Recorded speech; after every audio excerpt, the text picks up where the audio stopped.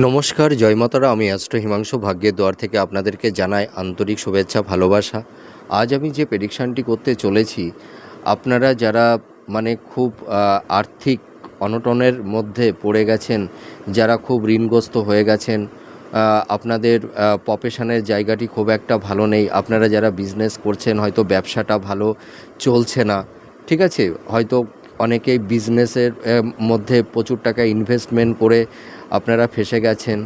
হ্যাঁ, আপনাদের এই সময় ফিনান্সিয়াল জায়গাটি কোনো ক্রমেই আপনারা এনহান্স করতে পারছেন না।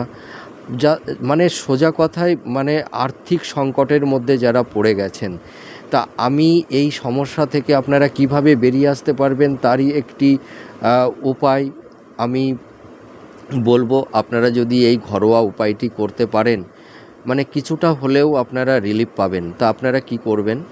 আপনারা করবেন, একটা পাতিলেবু নেবেন, পাতিলেবুর গায়ে সিঁদুর দিয়ে আপনারা ওং শ্রীং নম শ্রীং নম, আবার বলছি ওং শ্রীং নম, ওং শ্রীং নম,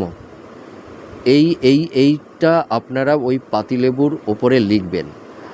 আরেকটি আমি বলে দিচ্ছি, শ্রীং নমঃ শ্রীং নমঃ শ্রীং নমঃ শ্রীং নমঃ মহালক্ষ্মী, এই একটা মন্ত্র। আপনারা এই দুটোর মধ্যে যে কোনো একটা মন্ত্র আপনারা লাল সিঁদুর দিয়ে ওই পাতিলেবুর ওপরে কিছু চিকন কাটি বা শলা দিয়ে আপনারা একটু লিখবেন। আবছা হলেও কোনো অসুবিধা নেই। তা এবার লেখা হয়ে যাওয়ার পরে আপনারা এই মন্ত্রটা লিখবেন ওর গায়ের উপরে, পাতিলেবুর গায়ের উপরে, আর এই মন্ত্রটি 9 বার পাঠ করবেন। আপনাদের ইচ্ছা পূরণ, আপনাদের মনে যা ইচ্ছা আছে সেই মন্ত্রটি জপ করার পরে 9 বার জপ করবেন। তারপরে আপনাদের ইচ্ছা পূরণের কথাটা মনে মনে বলবেন। তারপরে কি করবেন? ওই লেবুটিকে কালো কাপড় দিয়ে মুড়ে বেঁধে দেবেন।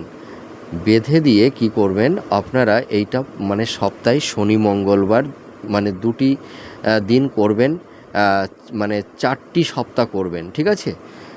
তা আপনারা ওই কালো কাপড় দিয়ে লেবুটিকে বেঁধে আপনারা প্রবাহমান জলে ভাসিয়ে দেবেন বা পুকুরের জলেও ভাসিয়ে দেবেন, যে কোনো একটা করলেই হবে। তা আপনারা এটা করে দেখুন। আশা করি এই আর্থিক সংকটের থেকে আপনারা কিছুটা হলেও রিলিফ পাবেন। আপনারা সুস্থ থাকুন, ভালো থাকুন। জয় মাতারা।